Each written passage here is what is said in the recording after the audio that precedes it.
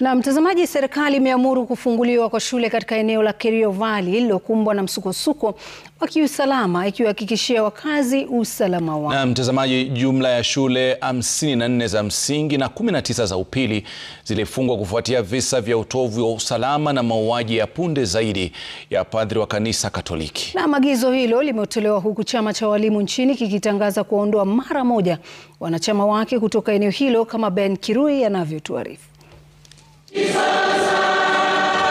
Ni ibada ya misa iliyojaa majonzi na hisia kali iliyoandaliwa katika eneo la Chesongoch kwa ajili ya Padri Alois Cheruiyot Bet wa kanisa Katoliki aliyeuawa kikatili siku ya Alhamisi. Tupate msamaha kutoka. Shambulio hilo lilipelekea kufungwa kwa jumla ya shule 73 zikiwemo shule 54 za msingi na shule 19 za upili.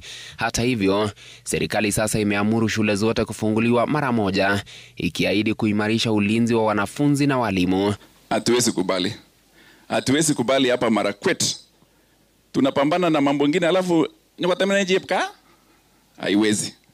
So wazee mpambane, na vijana vile mlisema mtuletee hao wajambazi wawili watatu. Mimi ningewaomba tu walimu wetu wote, wafanyikazi wa serikali, kila mtu mgeni mwenye ako Kerio Valley, tafadhali usiwe na wasiwasi kwamba sisi ni watu wabaya. Turudi tufanye kazi kwa pamoja na tushirikiane kwa kila jambo.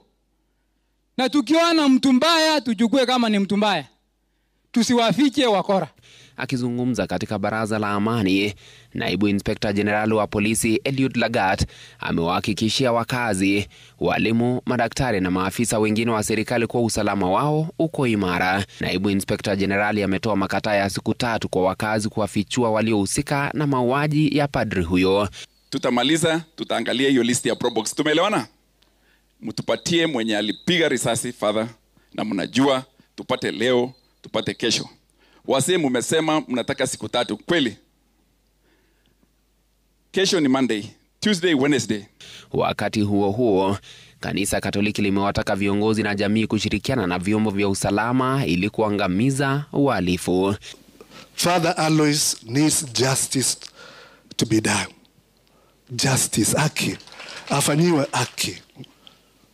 And I think the first one ni kujua ni nani aliua na ni kwa sababu gani. Ben Kirui, runinga ya Citizen, Nairobi.